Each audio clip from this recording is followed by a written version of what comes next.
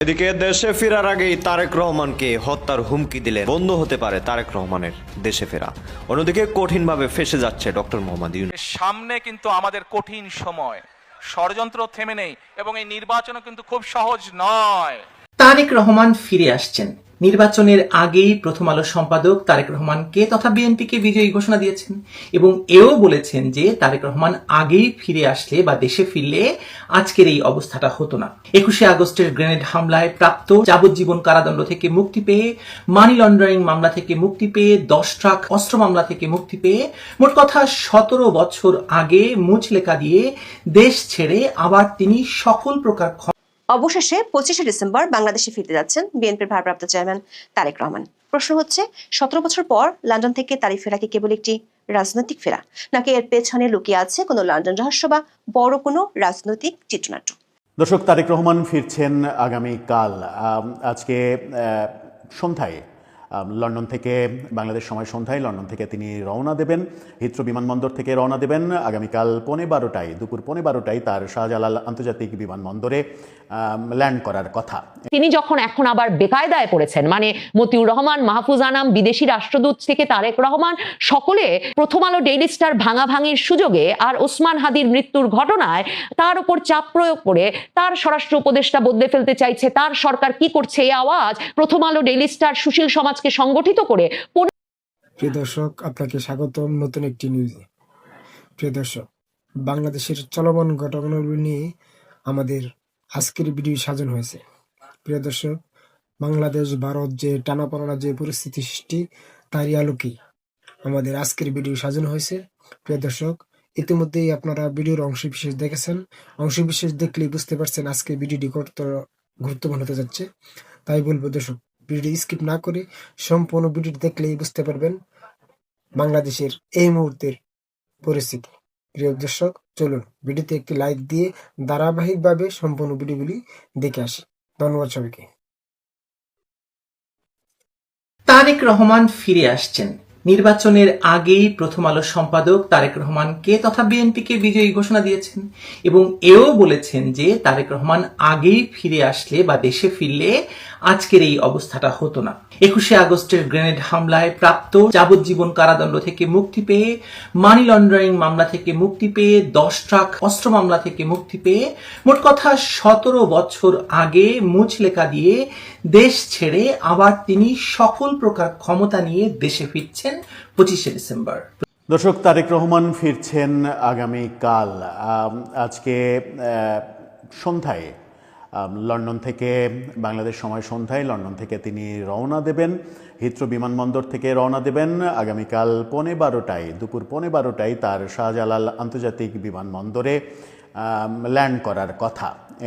সেটাকে কেন্দ্র করে ব্যাপক আয়োজন চলছে। রাজধানীর 300 ফিটে তাকে সম্বর্ধনা জানানোর মঞ্চ তৈরি করা হচ্ছে। হাসপাতাল ভ্রমণ করার আগে নাকি পরে 300 ফিটে যাবেন, সেই ব্যাপারগুলো, কর্মসূচিগুলো বিএনপি থেকে এখনও নিশ্চিত করে জানানো হয়নি। তবে প্রথম দিকে জানানো হয়েছিল বিমানবন্দর থেকে সরাসরি এভার কেয়ার হাসপাতালে যাবেন তিনি। এভার কেয়ার হাসপাতাল থেকে 300 ফিট যেহেতু মাত্র 1-2 মিনিটের পথ, সেহেতু এভার কেয়ার হাসপাতাল থেকে তারপরে হয়তো 300 ফিটে তিনি যেতে পারেন, সেরকমটা সম্ভাবনা রয়েছে। এদিকে তারেক রহমানের এই ফেরা নিয়ে বিএনপির নেতাকর্মীদের নানা ধরনের কথা শুনছি, ব্যাপক প্রস্তুতির কথা শুনছি। প্রস্তুতির কথা যেমন শুনছি, তেমনি বিমানবন্দরে একটা রেড অ্যালার্ট জারি করা হয়েছে, সেই ঘটনাও দেখছি। বিমানবন্দরে কেন রেড অ্যালার্ট জারি করা হলো, অনেকটা মানে আনুষ্ঠানিকভাবে না, যে প্রস্তুতি মনে হচ্ছে সেই ব্যাপারটা অনেকটা রেড অ্যালার্টের মতোই মনে হচ্ছে। ব্যাপক প্রস্তুতি, তার মানে হচ্ছে তার নিরাপত্তা ব্যাপারটা সবথেকে বড় কনসার্ন হয়ে দাঁড়িয়েছে। কি খবর আসছে বিমানবন্দর থেকে? বিএনপির এই শীর্ষ নেতার ফেরা উপলক্ষে বিএনপির প্রস্তুতি কি, ওদিকে 300 ফিটে কি হচ্ছে, চলুন একটু জেনে দেখি এই ভিডিওতে। থাকবেন পলিটিক্স টিভির নিয়মিত আয়োজনে।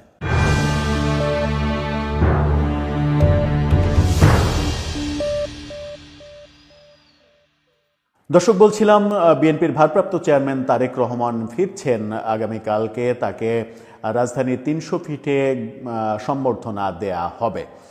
বিমানবন্দরে পৌঁছার পরে হাসপাতালে মাকে দেখে সম্ভবত তারপরেই 300 ফিটে তিনি যাবেন। এই উপলক্ষে ব্যাপক কর্মসূচি নেওয়া হয়েছে। বিএনপি নেতা রুহুল কবির রিজভী জানিয়েছেন রাজধানীতে তারেক রহমানের ফেরা উপলক্ষে 50 লক্ষ লোকের সমাবেশ তারা করতে চায়।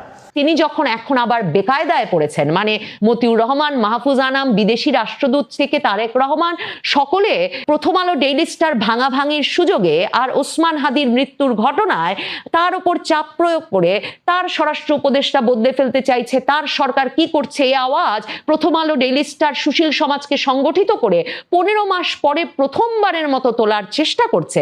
তখন প্রধান উপদেষ্টা ডক্টর মোহাম্মদ ইউনূস বলছেন, স্বরাষ্ট্র উপদেষ্টা বদলে দিতে পারি, কিন্তু বদলে দিলে স্বরাষ্ট্র উপদেষ্টার পদে আসবেন খলিলুর রহমান।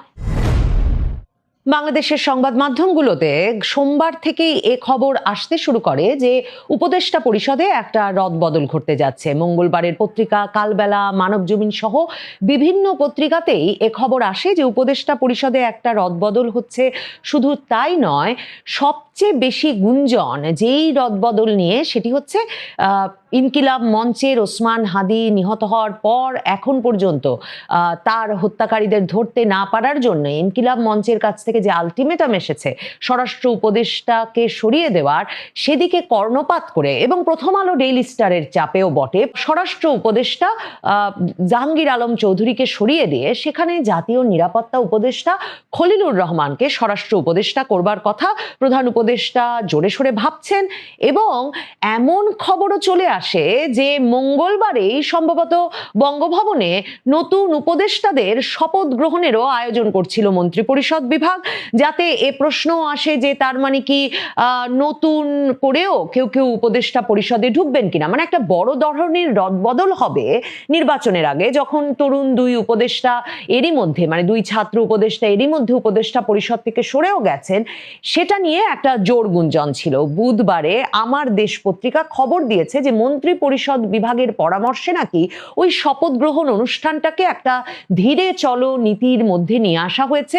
তার মানে এই যে স্বরাষ্ট্র উপদেষ্টা হয়ে যাবেন খলিলুর রহমান, জাহাঙ্গীর আলম চৌধুরীকে সরে যেতে হবে, এটা কি সরকার একরকম পরীক্ষামূলকভাবে বাজারে এই কথাটা ছেড়ে দিল, নাকি নানা তরফের আপত্তির মুখে আপাতত স্থগিত রাখলো খলিলুর রহমানকে স্বরাষ্ট্র উপদেষ্টা করবার পরিকল্পনা, নাকি ডক্টর মোহাম্মদ ইউনূস যেমন করেন, তিনি যা ভাবেন তা করেই ছাড়েন, তিনি খুব শিগগিরই এ ঘোষণা দেবেন। প্রথম আলো ডেইলি স্টারের ওপর অগ্নিসংযোগ আর হামলার ঘটনাটা প্রকৃতপক্ষেই ডক্টর ইউনূসকে এমন বিপদে ফেলে দিয়েছে, মানে প্রথম আলো আর ডেইলি স্টারের বন্ধু, বিদেশি বন্ধুবর্গের কাছে, তাদের বিশিষ্ট ব্যক্তিবর্গের কাছে এত জবাবদিহি করতে হচ্ছে যে সেখানে একটা সহজ সমাধান হতে পারে জাহাঙ্গীর আলম চৌধুরীকে সরিয়ে দেওয়া। কিন্তু জাহাঙ্গীর আলম চৌধুরীকে সরালে অপশন হিসেবে ডক্টর ইউনূস যে খলিলুর রহমানকে হাজির করেছেন, সেটা কিন্তু ভীষণ কৌতূহলোদ্দীপক।